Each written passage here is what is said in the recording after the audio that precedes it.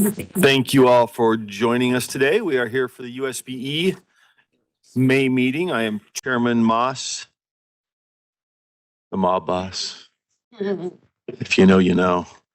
We are glad to welcome Chris Horrocks and Security Devin Booth with us today. In case of emergency, use the two exits on the side.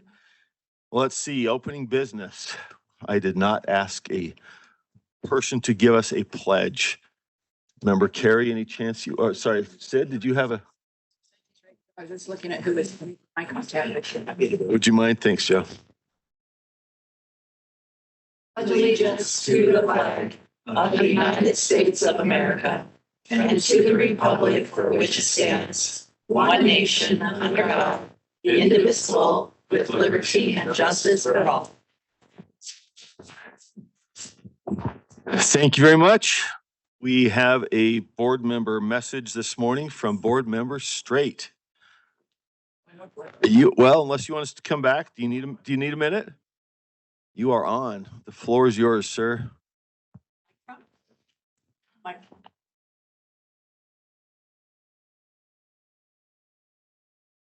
I think I'll stand up since we'll be sitting a lot today.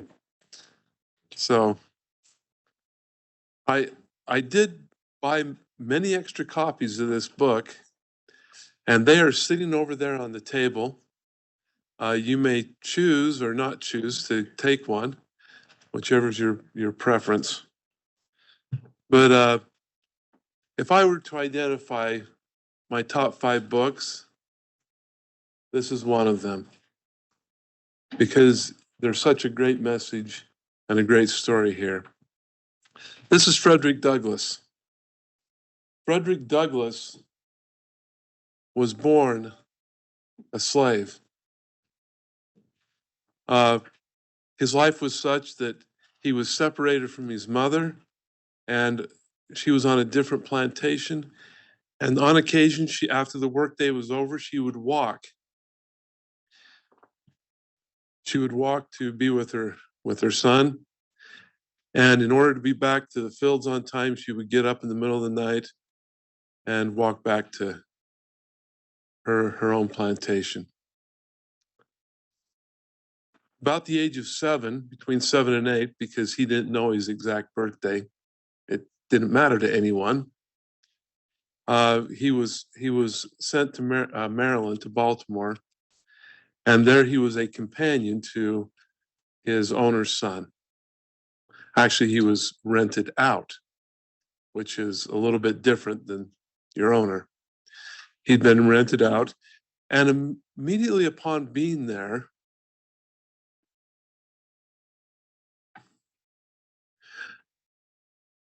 his master's wife started to teach him to read. And this went on for some time, and he didn't think much of it, but at some point, it was determined that what she was doing was not only wrong and against the law, but it gave him an opportunity to reflect. I want to read just a little bit here, and then I'll go back and tell the rest of the story. These words sank deep into my heart, stirred up sentiments within that lay slumbering, and called into existence an entirely new train of thought. It was a new and special revelation, explaining dark and mysterious things with which my youthful understanding had struggled, but struggled in vain.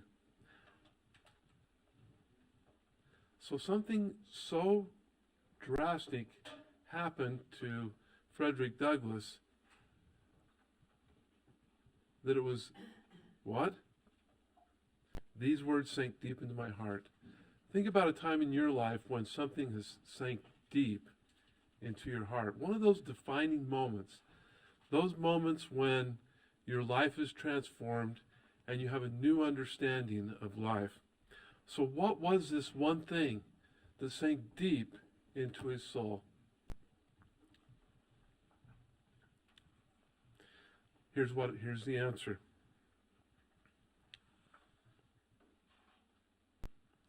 I now understood.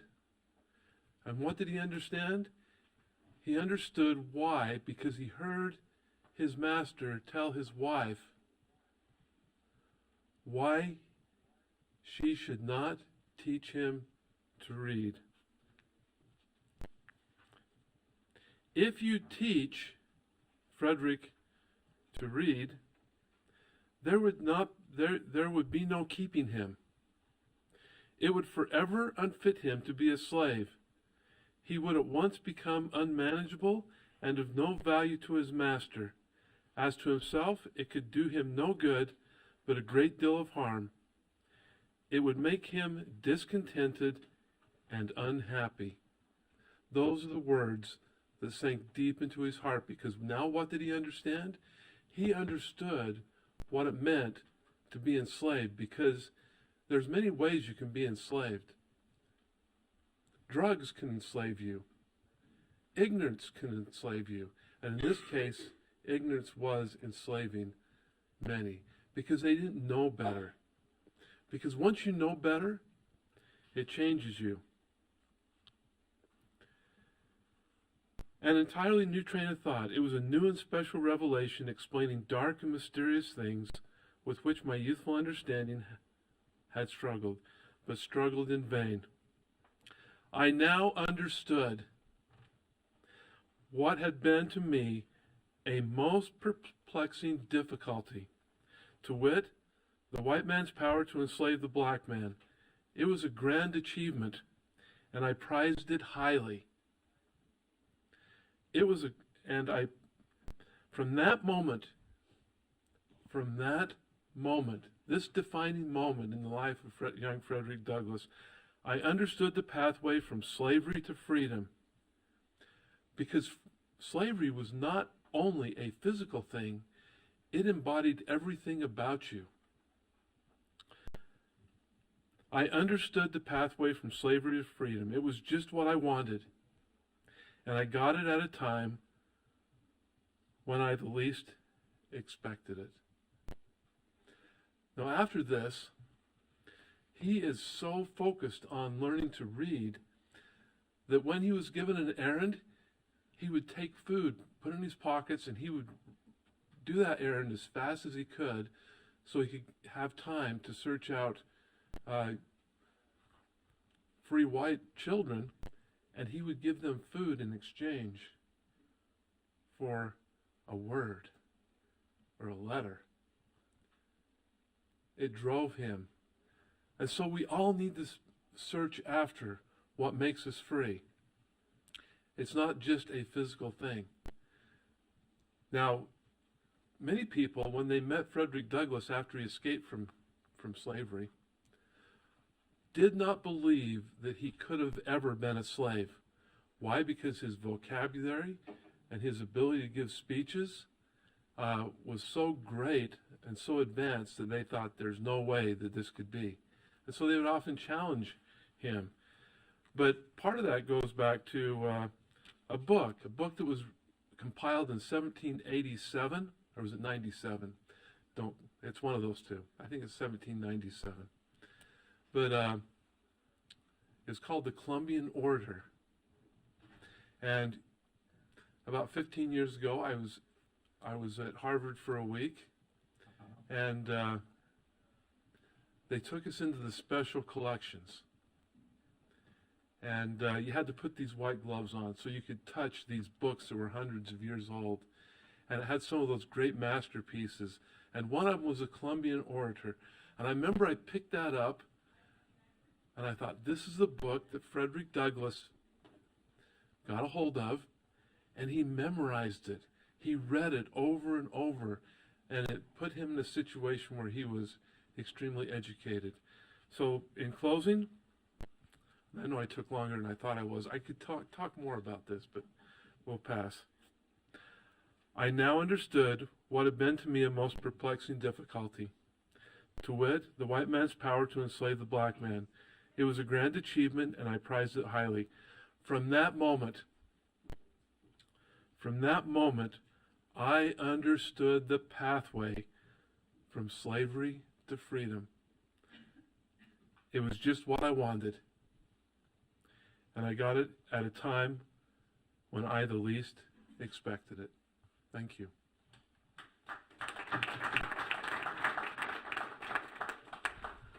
Thank you, Member Straight. And just a reminder, he's got free Frederick Douglass books over there. So thank you, sir, for that. All right, public comment. Public comment is limited to 2 minutes per person. A comment can express support or dissent for regulatory action. Individuals should not use public comment to complain about personnel issues or attack or defame an individual.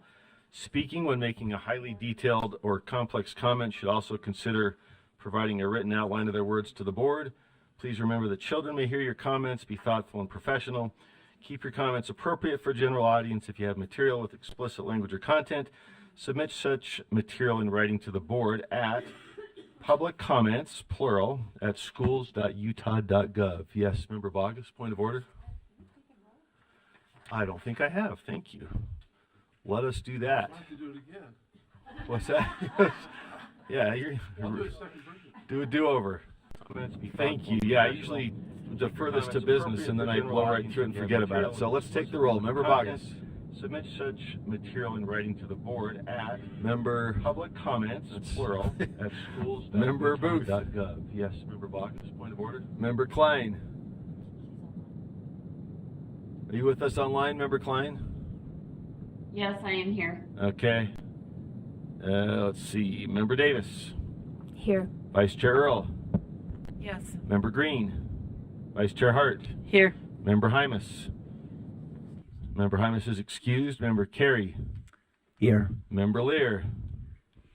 Here. Member Norton. Here. Member Reel. Here. Member Straight. Member Wood. Yes. And Member Moss is here. Okay, thank you.